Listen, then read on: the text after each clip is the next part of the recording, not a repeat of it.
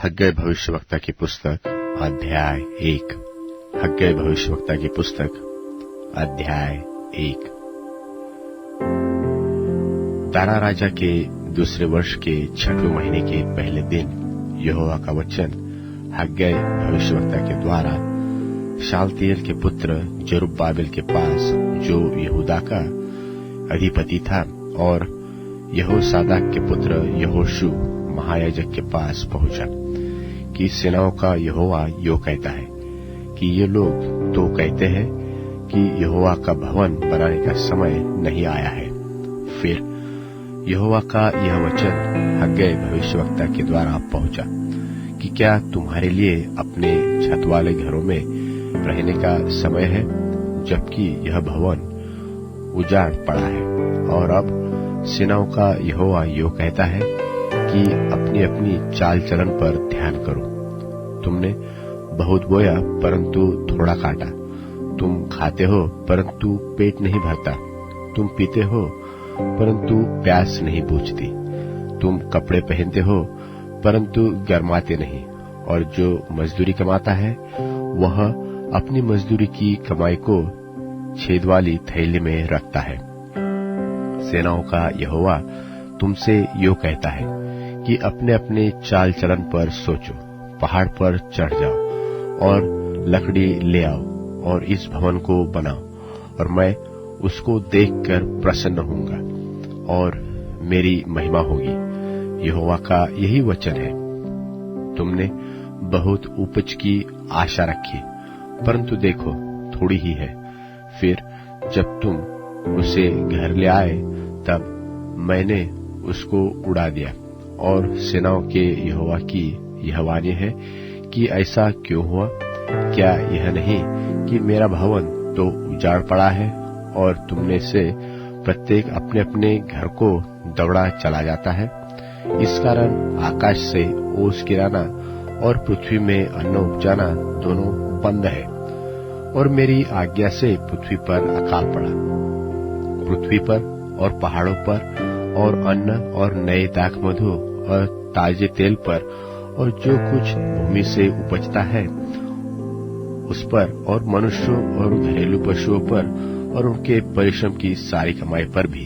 तब शालतिएल के पुत्र जरुब्बाबेल और यहोसादाक के पुत्र यहोशू महायाजक ने सब बचे हुए लोगों समेत अपने परमेश्वर की बात मानी, और जो वचन उनके परमेश्वर यहोवा ने उनसे कहने के लिए हग्गै भविष्यवक्ता को भेज दिया था, उसे उन्होंने मान लिया, और लोगों ने यहोवा का भय माना।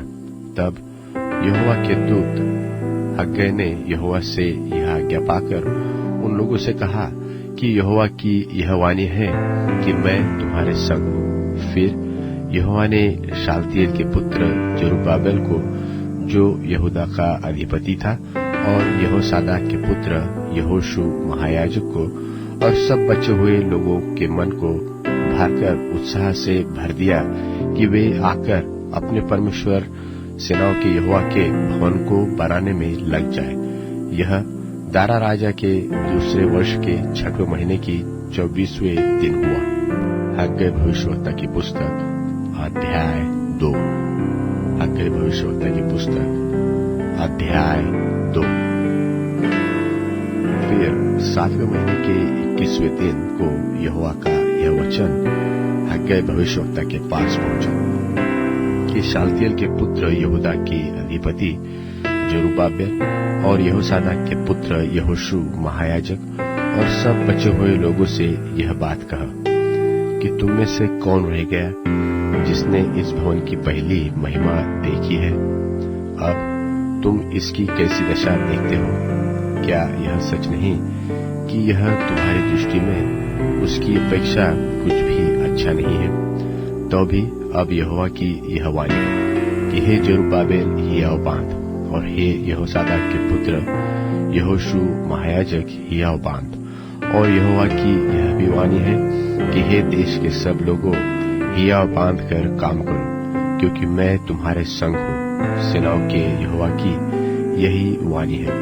तुम्हारे साथ मिस्र से निकलने के समय जो वाचा मैंने बांधी थी उसी वाचा के अनुसार मेरा आत्मा तुम्हारे बीच में बना है। इसलिए तुम मत डरो, क्योंकि सेनाओं का यहोवा यो कहता है कि अब थोड़ी ही देर बाकी है कि मैं आकाश, पृथ्वी और समुद्र और स्थल सबको कंपित करूंगा, और मैं सारी जातियों को कपकपाऊंगा, और सारी जातियों की मन भावनी वस्तुएं आएगी, और मैं इस भवन को अपनी महिमा के तेज से भर दूंगा। सेनाओं के यहोवा का यही वचन है।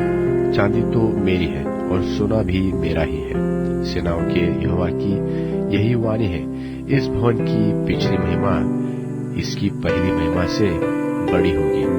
सेनाओं के यहोवा का यही वचन है, और इस स्थान में मैं शांति दूंगा। सेनाओं के यहोवा की यही वाणी है। दारा के दूसरे वर्ष के 9वें महीने के 24वें दिन को यहोवा का यह वचन हग्गै भविष्यवक्ता के पास पहुंचा कि सेनाओं का यहोवा यो कहता है कि याजकों से इस बात की व्यवस्था पूछ कि यदि कोई अपने वस्त्र के आंचल में पवित्र मांस बांधकर उसी आंचल से रोटी व पकाए हुए भोजन व दाखमधु व तेल व किसी प्रकार के भोजन को छुए तो क्या वह भोजन पवित्र ठहरेगा? याजकों ने उत्तर दिया कि नहीं। फिर हग्गै ने पूछा कि यदि कोई जन मनुष्य की लोथ के कारण अशुद्ध होकर ऐसी किसी वस्तु को छुए तो क्या वह अशुद्ध ठहरेगी? याजकों ने उत्तर दिया कि हाँ, अशुद्ध ठहरेगी। फिर हग्गै ने कहा, यहोवा की यही वाणी है कि मेरी दृष्टि में यह प्रजा और यह जाति वैसी ही है, और इनके सब काम भी वैसे ही है, और जो कुछ वे वहां चढ़ाते हैं वह भी अशुद्ध है। अब सोच विचार करो कि आज से पहले, अर्थात जब यहोवा के मंदिर में पत्थर पर पत्थर रखा ही नहीं गया था, उन दिनों में जब कोई अन्न के 20 नपुओं की आशा से आता तब 10 ही पाता था, और जब कोई दाखरस के कुंड के पास इस आशा से जाता कि 50 बर्तन भर निकाले तब 20 ही निकलते थे।